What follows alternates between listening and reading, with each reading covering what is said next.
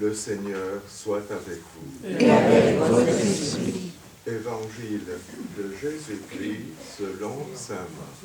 Gloire à toi, Seigneur. En ce temps-là, Jésus disait à ses disciples, « Prenez garde, restez éveillés, car vous ne savez pas quand sera le moment. C'est comme un homme parti en voyage, en quittant sa maison, il a donné tout pouvoir à ses serviteurs. Fixez à chacun son travail et demandez au portier de veiller. Veillez donc, car vous ne savez pas quand viendra le maître de la maison, le soir ou à minuit, au chant du coq ou le matin. S'il arrive à l'improviste, il ne faudrait pas qu'il vous trouve endormi. Ce que je vous dis là, je le dis à tous. Veillez. Acclamons la parole de Dieu. Gloire à toi, Seigneur Jésus.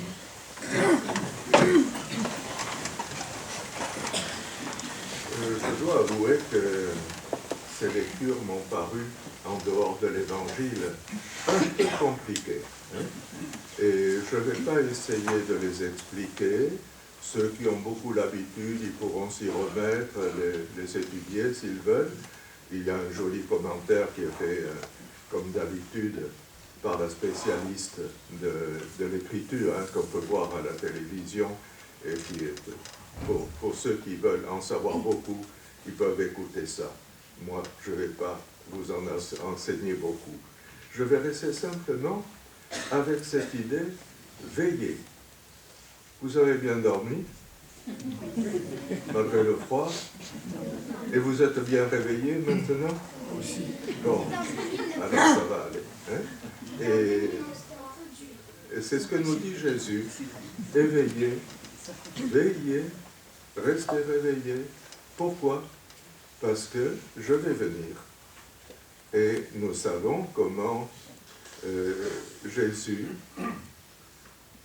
est venu.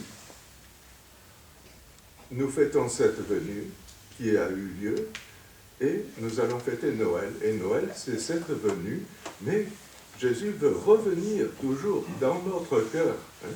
Et là, nous le recevons un peu comme dans la crèche. Je me souviens d'avoir lu dans une petite brochure écrite par un pasteur protestant cette petite anecdote. Dans un supermarché, deux dames faisaient leurs emplettes, leurs achats de Noël. Et il y avait, à l'époque, c'était encore possible, une musique de fond et qui était des chants de Noël. Alors, une des deux dames dit à l'autre, « Ces catholiques, ils sont imbuvables. Il faut qu'ils mettent partout leur Dieu, même à Noël. » Alors, vous voyez, Noël, c'est, on attend la venue de Jésus. On prépare un banquet. Et le seul qui est absent, c'est l'invité. On pense à n'importe quoi, sauf au motif de cette fête qui est cette venue de Jésus au milieu de nous, se faisant petit enfant, et puis croissant au milieu de nous. Et nous nous réjouissons de cette fête. Mais alors, le conseil que nous donne Jésus, veillez, soyez prêts, écoutez. Vous voyez, je trouve très opportun qu'il y ait des louvettes et des louveteaux. Quand vous serez plus grand, vous serez scout. Et quelle est la devise des scouts? Toujours prêts. Voilà, c'est ce que nous dit Jésus aujourd'hui. Soyez toujours prêts. Et quand quelqu'un est prêt, eh bien, il peut arriver n'importe quoi et on ne va pas être pris au dépourvu. Je me souviens d'une anecdote qui nous a touchés de tout près. C'était un cousin qui, quand il était adolescent, est tombé malade de tuberculose. À l'époque, c'était très grave. Il n'y avait pas, comme maintenant, les moyens de soigner la tuberculose. Et il avait 14 ans. Et sa maman était à côté de lui, et il a dit à sa maman, il sentait que ça allait très mal, de sa tuberculose, hein, et il dit à sa maman, « Maman, je vais mourir. » Et la maman a eu le courage de lui dire, « Oui, mais tu sais qu'un scout doit toujours être... » Et lui a répondu, « Prêt. » Et il est mort. Voilà, si ça nous arrivait un peu à tous, hein, d'être préparés pour la venue de Jésus. Alors, chaque année, on nous prépare à la venue de Jésus en rappelant sa venue il y a longtemps, quand il est né dans une crèche, venant comme le dernier de tous au milieu de nous, grandissant, et puis se préparant déjà à donner sa vie pour nous. Oui. C'est une fête merveilleuse. Avec la crèche, c'est très joli. Oui. Quand j'étais enfant aussi, on était représentés chacun d'entre nous par un mouton. Oui. Et alors il y avait le mouton, on était 6 en famille, les 6 moutons là, et puis ils étaient au bord de la crèche, et puis si on s'était bien comporté, le mouton faisait un pas en avant.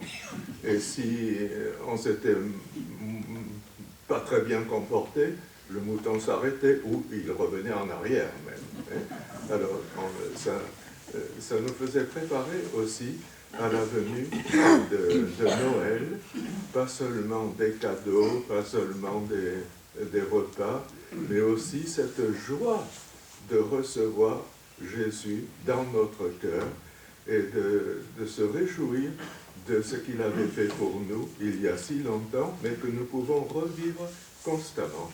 Alors, Jésus nous dit aujourd'hui, veillez, soyez prêts, et comment préparer la crèche que nous avons dedans, notre cœur. La meilleure façon de préparer cette crèche, c'est de faire comme a dû faire Saint Joseph. Hein. Saint Joseph, quand il est arrivé à l'étable, ça ne devait pas être très propre. Hein.